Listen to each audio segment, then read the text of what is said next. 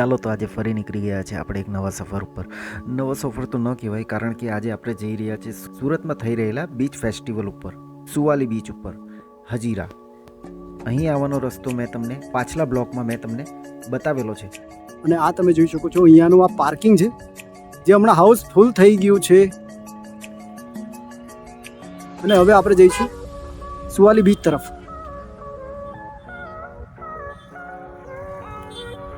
એટલે હું આજે અહીં માત્ર ને માત્ર તમને બીચ ફેસ્ટિવલ ઉપર લઈ જવા માંગુ છું. તો ચાલો બીચ ફેસ્ટિવલ ઉપર જઈશું અને અહીંના થોડા વિડીયો જોઈશું. સુરતમાં આ બીચ ફેસ્ટિવલ 3 દિવસ માટે ચાલુ હતું. 20/12/2024, 21/12/2024 અને 22/12/2024. હું આજે છેલ્લો દિવસ એટલે કે રવિવારનો દિવસ આવ્યો છું. બીચ ફેસ્ટિવલનો આજે છેલ્લો દિવસ. આજે અહીં પંકજ અગ્રવાલનો સાંજના 6 કલાકે એક પ્રોગ્રામ રહેશે, લાઈવ પ્રોગ્રામ રહેશે અને તેના માટેની તૈયારી અહીંયા શરૂ થઈ ગઈ છે. અને આજે રાતના 9 વાગ્યા સુધી આ પ્રોગ્રામ ચાલશે. તો વિડીયોમાં બન્યા રહો. એ ફૂડ ફેસ્ટિવલ બહારથી હું તમને થોડો લોકેશન બતાવી દઈશ, કારણ કે ભીડ એટલી રહે છે કે અંદર જવાનો વિડીયો ઉતારવા માટે પબ્લિકનું થોડું વધારે રહે છે, એટલે કે અંદર જવા નથી મળતું. એટલે હું તમને બહારથી જ થોડું બતાવી દઈશ, તો એ પણ તમે જોતા રહો. અને ખાવાના શોખીન લોકો અહીં ઘણા આવે છે, કેમ કે સુરતી લોકો ખાવા માટે જ ફેમસ હોય છે. એટલે ઘણા લોકો બીચ ફેસ્ટિવલમાં ખાવાની પણ મજા લે છે. તો ચાલો વિડીયોમાં બન્યા રહો. અને આ વિડીયો વધારે પડતો હું તમને મ્યુઝિક પર જ હું બતાવીશ, કારણ કે અહીંયા આગળ અવાજ એટલો આવે છે કે મારાથી વધારે બોલી શકાય એમ નથી. લાઈક, શેર અને સબસ્ક્રાઈબ કરવાનું ભૂલશો નહીં. બેલ આઇકન જરૂરથી દબાવજો. અને ફરી એકવાર કહું છું, અહીં આવવાનો રસ્તો ઓલરેડી મેં પાછલા બ્લોકમાં બતાવેલો છે. આ બ્લોકમાં માત્ર ને માત્ર ખાલી હું તમને અહીંના બીચ, અહીંના આજુબાજુના જે ફૂડ ફેસ્ટિવલ ચાલી રહ્યો છે એ બધા સ્ટોલોનું થોડું બહારથી હું તમને લોકેશન બતાવીશ.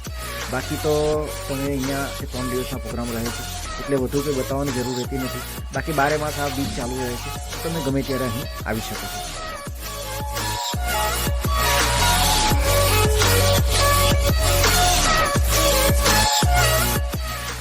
જોઈ શકો છો અલગ અલગ પ્રકારના અહીં તમને પતંગ જોવા મળશે.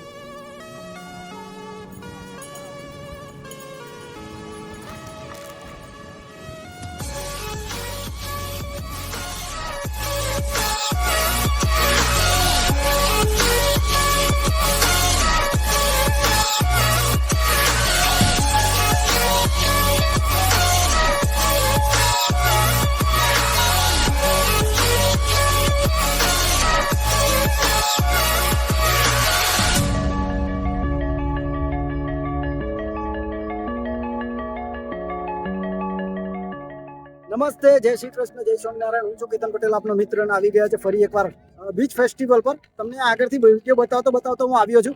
અને હમણાં પણ હું બીચ ઉપર જ છું. આજે પાણી બહુ અંદરની તરફ છે, પરંતુ આપણે હમણાં બીચની ઉપર તમને બીચનો થોડો માહોલ બતાવીશું. અહીંયાના થોડો પતંગ ચગાવતા છે, એટલે કાઇટ, અલગ અલગ પ્રકારના કાઇટો ચગે છે, તો એ પણ જોઈશું. અને ધીરે ધીરે પછી આપણે આ બીચની મજા લઈશું. તો વિડીયોમાં બન્યા રહો. અને વિડીયો ગમે તો વધુમાં વધુ શેર કરો, લાઇક કરો, સબસ્ક્રાઈબ કરવાનું ભૂલશો નહીં. બેલ આઇકન જરૂરથી દબાવજો. અને આપણા સમર્થભાઈ, આપણા ખતરો કા ખેલાડી, અને મારી સાથે મારી ભત્રીજી ને બધા જ આવ્યા છે. તો આ બધાની સાથે મુલાકાત કરતા કરતા ચાલો હવે બીચની મજા લઈએ.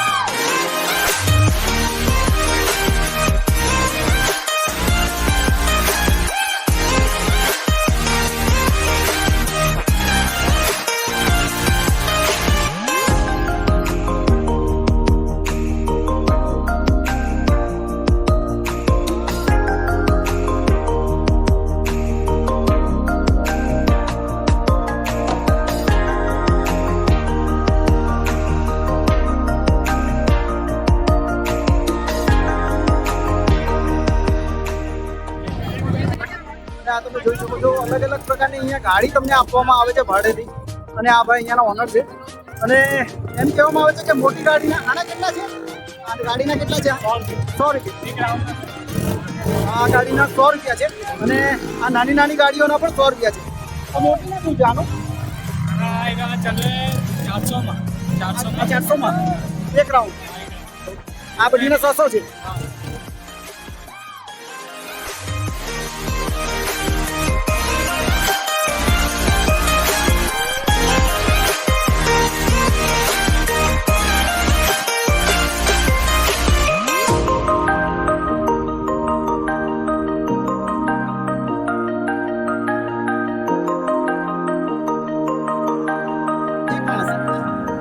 એક માણસના અહીંયા તમને 50 રૂપિયામાં ઊંટ ગાડી મળી રહી છે. ના જોઈ શકો છો નાના છોકરાઓ માટે જમ્પિંગ પોઈન્ટ બનાવવામાં આવ્યા છે. નાના નાના છોકરાઓ ત્યાં જમ્પિંગ કરી રહ્યા છે અને આ રીતના કંઈક અહીંયાનો માહોલ છે. ભીડ એટલી બધી છે કે હું તમને વધુ હવે બતાવી શકું એમ છું નથી. અહીંયા ગાડી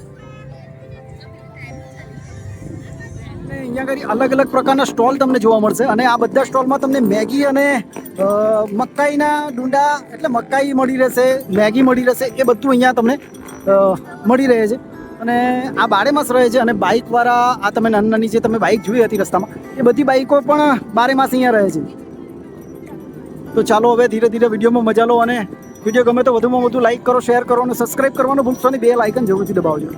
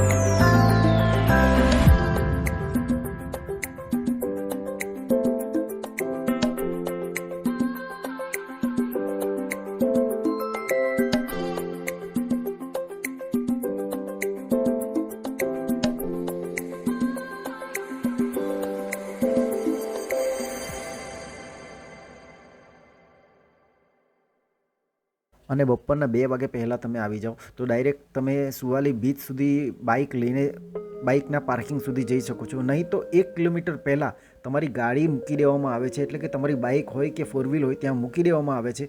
અને આ રીતે લોકો જે રીતે ચાલતા ચાલતા જઈ રહ્યા છે એમ 1-8 કિલોમીટર જેવું તમારે ચાલતું ચાલતું આવવું પડે છે.